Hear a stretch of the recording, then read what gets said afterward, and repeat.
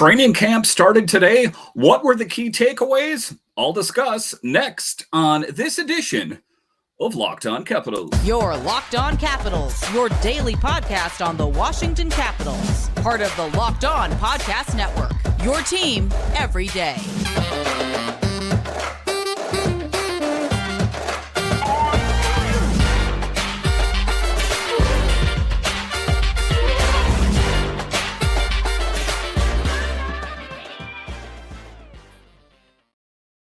Well, hello and welcome into this edition of Locked On Capitals. I'm so glad you decided to join me today. As always, this podcast is free and available on all the major platforms, including the SiriusXM app and on YouTube. And I want to thank you for making this your first listen each and every day. My name is Dan Holme. You can find me on Twitter. It's at DanCaps218.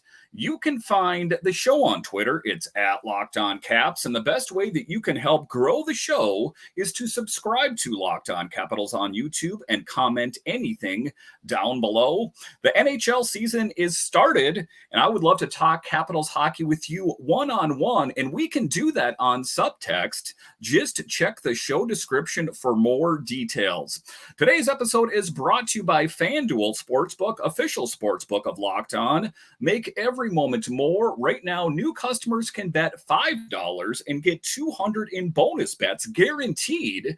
Visit FanDuel.com/locked on to get started. So in this edition of Locked On Capitals, excitement abounds as training camp started today. We'll talk about that in the show.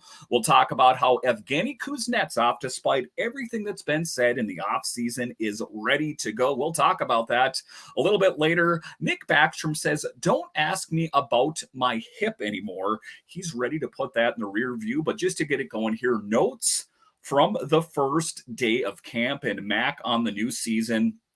Certain things that stood out. 3 different Capitals players mentioned a new start.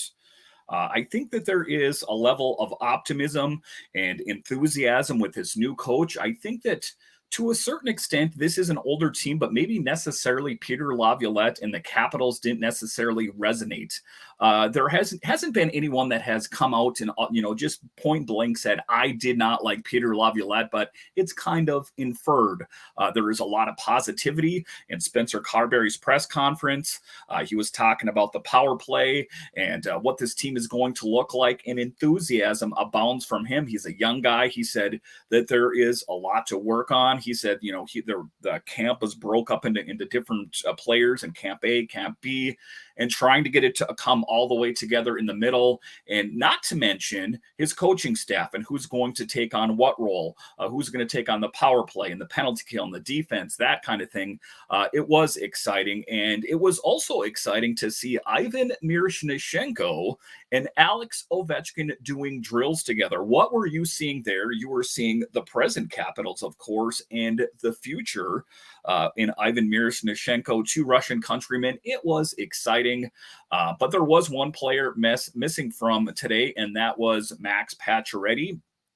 And when questioned about it, Brian Maclellan said he was getting treatment today, and he did not have an accurate answer as to when he will return to this team.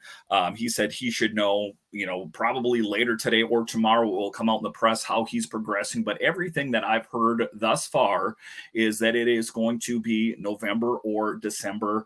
But that shouldn't really come as any surprise. We knew that when the Capitals signed him, and he had said in his first press conference, I'm not going to be ready to help this team in game 1.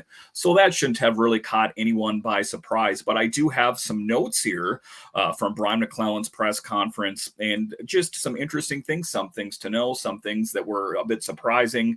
What's the advantage of adding Spencer Carbery? He says familiarity and his skill set, mature beyond his years. He reads situations well, brings positive energy. Older guys can feed on that. And it was interesting that, like I said, 3 different Capitals players mentioned a fresh start. So I do think that having Spencer Carbery on this team, a young guy, relatively speaking, is just what the doctor ordered. I don't think there would have been any real favorable outcome if Peter Laviolette would have come back here for the next season. Can the familiarity help with a team that's been together for a while? He says he brings energy every day to the rink and enthusiasm that the young players and the old players can feed off of. And that's one of the things that I know about Spencer Carbery, just based on doing this show, is finding thumbnails. Every picture that you saw him, his jaw was clenched and the veins were sticking out of his neck and out of his forehead. He is serious about hockey. And there's one thing that I know: before game one of the season, he is going to do everything he possibly can do to help this Capitals team be successful. He will not mail it in. He doesn't have all these old pitfalls to fall into. I think to a certain extent, Peter Laviolette did. This is freshness. That's what is exciting. Nick said he's done talking about his hip. I'll talk about that a little bit later in the show. Max Pacioretty, like I said, missing time, getting treatment. Then Kuzi reports off season that things are going well. I will talk about him a little bit later as well. Then talking about how the importance of Anthony Mantha, and that he has the size, he has the skating, he has everything that it takes in his tool set to be a really great hockey player, and a hockey player that can help the Capitals. And he didn't, mix words there. He did say that they were trying to trade Kuznetsov and Mantha. Nothing just came together. So it's the best attitude to have right now, is to just be happy that they're here and make the most of it. Talking about what do the Capitals have to do this season. They missed the playoffs by, several points this last season. What do they have to do to make it to the playoffs, even a wild card spot?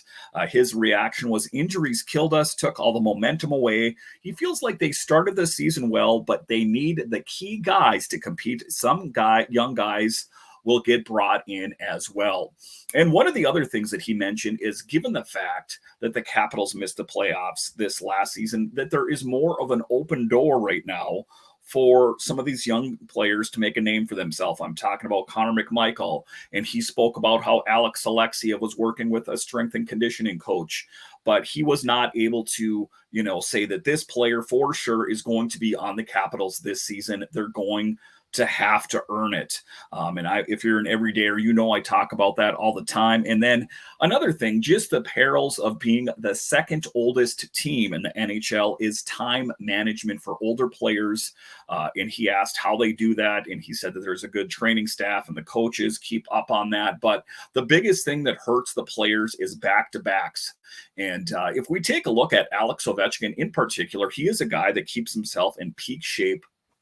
However, he did just turn 38 last Sunday there. So he is getting older, and father time is coming for us all. But talking about time management, and then the press corps was asking him about, well, obviously you can't sit players out because they're important.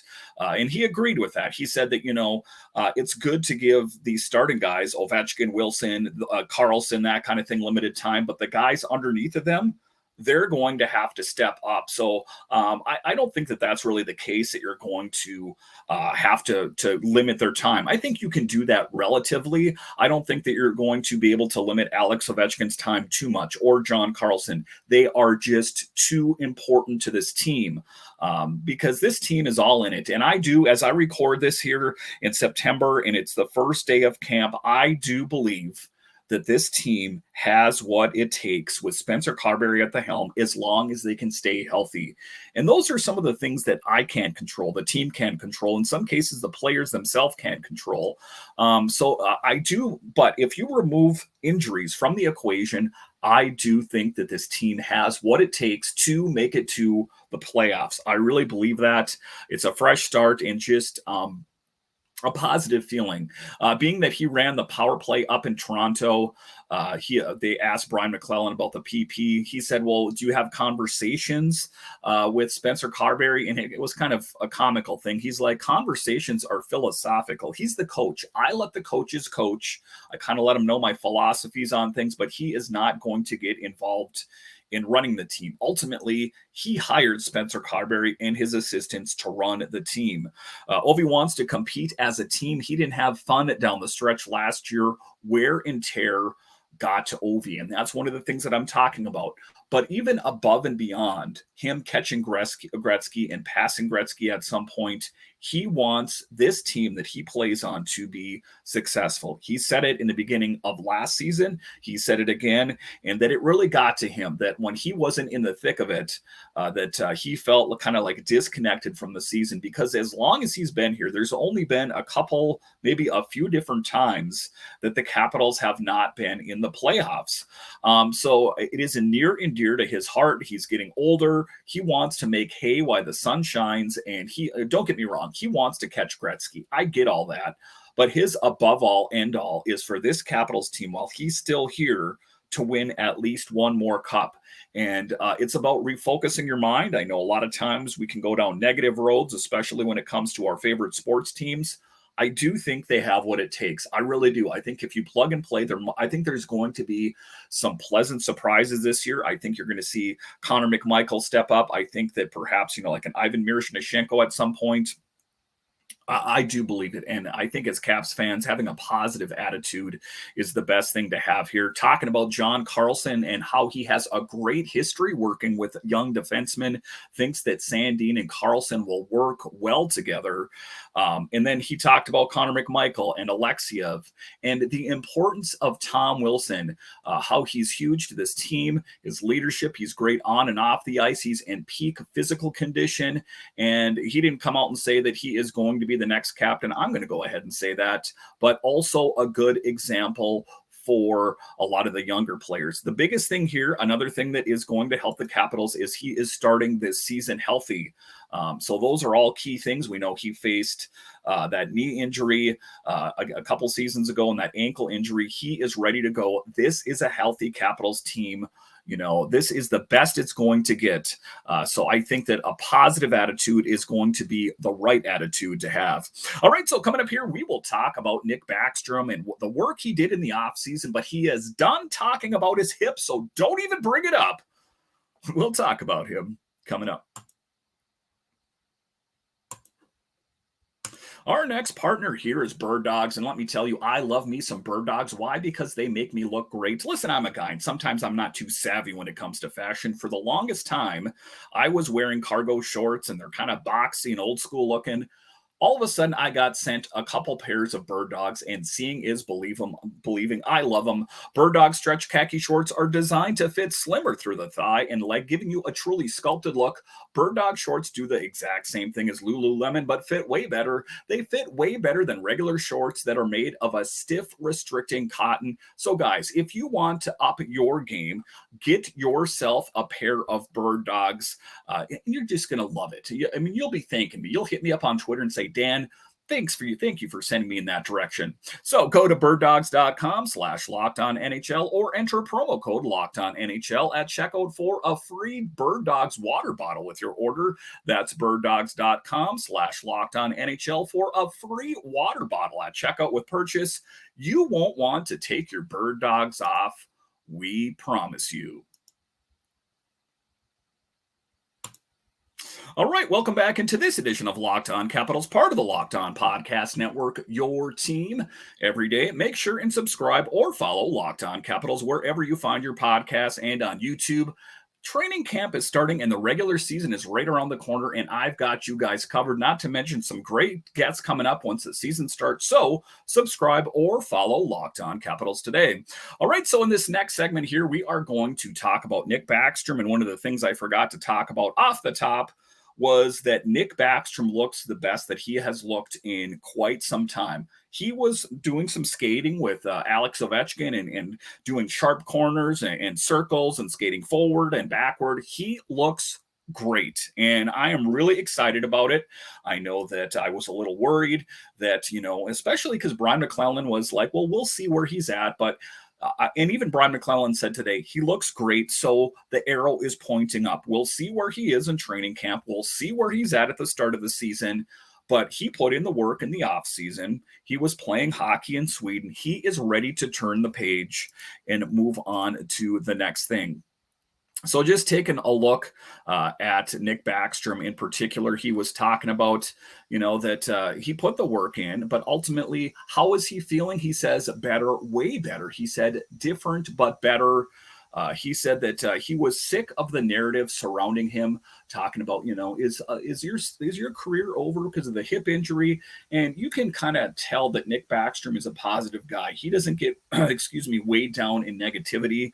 And I think that ultimately his best way of dealing with it is to put it in the rear view and say, I don't want to talk about this anymore. But now he is not dealing with all that chronic pain after that procedure. He said, listen, I'm feeling great. I mean, I got nothing more to say about it. I'm 100%. I've done everything I can this summer. I worked really hard, and I'm really excited to be here for the training camp. Love this team, love this city, and love the fans. There's nothing I'm more excited about than going back and playing hockey. And, sometimes, like I said, it's easy to take the negative road, but for me, positivity abounds for Nick Backstrom. If he said it, I believe it. Seeing is believing. I saw the video footage from today at camp. He looked great. Excitement abounds. And if you, as Caps fans, you should be excited as well. He did well on the skate tests, He appeared confident. He was also able to turn stronger and more aggressive in his movement than he was just a few months and even last season. So it is exciting to have Nick Backstrom back, an integral piece on this team. He's assisted on more goals for Alex Ovechkin than anyone else. I get that they often don't play together anymore, but he is 34 years old going into his 17th season.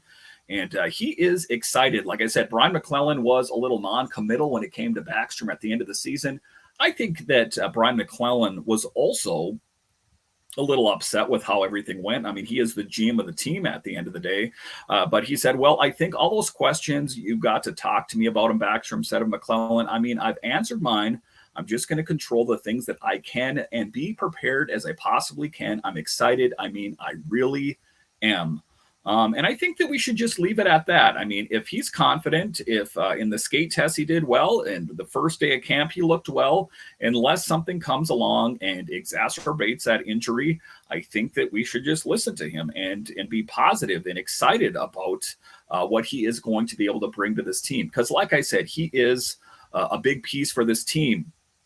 Backstrom says, I think a lot of us are really excited to be back. We were disappointed about last year. We also don't want to miss the playoffs. That's not acceptable. I think I see a lot of guys on fire in the locker room, and how we approach this season, I think it's going to be an important year.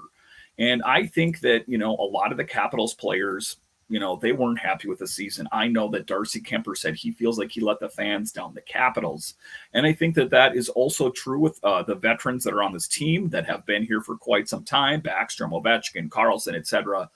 They are used to, bringing it year in, year out, playing in the playoffs, not always winning Stanley Cups, but at a bare minimum, making it to the playoffs. So it was tough on them. There's a lot of egos at stake.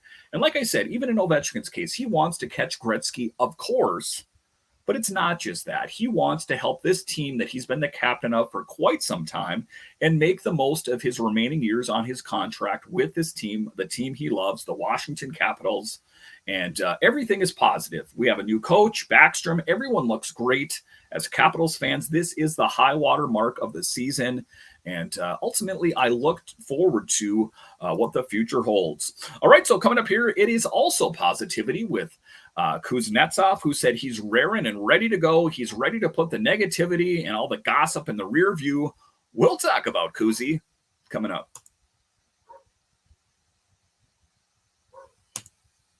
All right, welcome back into this edition of Locked On Capitals, part of the Locked On Podcast Network, your team every day. And listen, guys, I am so excited about the start of this season. The show's back to 5 days a week, if you haven't noticed, so it will be Capitals content Monday through Friday. I'm excited. I hope you're excited too. Give me a follow on Twitter at DanCaps218 or at Locked On Caps. And again, subscribe on YouTube. We are trying to get up to 1,000 subscriptions. We're nearing 700, and I have you guys to thank. So thank you very much. In this next segment here, we are talking about Kuznetsov and how he is ready to go for this season. Talking about that, he is ready to put the negativity, the gossip. He said there's not nearly as much gossip over in Russia but saying, he said here, I mean, I got nothing more to say about it. I'm 100%. I've done everything I can this summer. I worked really hard at home. So he also put his time in back in Russia there as well. And he doesn't really want to talk about it that much anymore. So he's putting in the work. I mean, that's a common theme through with a lot of these players, is putting in the work. And he put the work in. He did have a disappointing 22-23 season, but he is looking to go in the right direction. And Brian Maclellan was also optimistic about Kuznetsov, but also did kind of, mix words there. He did talk about how he was looking to potentially trade Kuznetsov. Nothing just came to fruition. He says, I think the player was frustrated a little bit with the season last year and the situation. Max said, it seems there's a lot of gray things out there on him.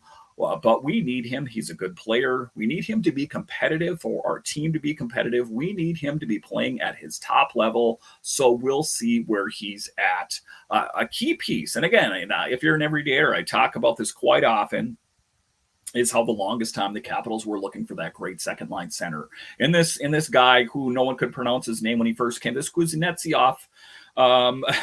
Everyone was so excited when he first came here, and he had a couple off seasons. And one of the things that that Kuznetsov was talking about is that he, even though he makes a lot of money, that doesn't change his attitude. If he is not living up to the kind of player that he thinks that he is, despite the millions of dollars that he's getting paid in the lavish lifestyle, it still ruins his day. And it ruins his day when people talk disparagingly about him, and he wants to put all of the negativity in the rear view mirror. Kuznetsov had 55 points in 81 games last season, the lowest points per game in nearly a decade. So that is what he's looking to build on. Mac is hoping that this new coach can help in reinvigorate him. He did have conversations in the off season, and he said that philosophically he thinks that Kuznetsov and Spencer Carbery are cut from the same cloth. So I'm excited. And if we can kind of rewind time a little bit, we do remember that Evgeny Kuznetsov can really be a great player when he wants to be. Just remember how great he was under Barry Trotz. Again, it's kind of a common thread that, I think there was a disconnect between him and Peter Laviolette. So everyone is drinking the Spencer Carbery Kool-Aid.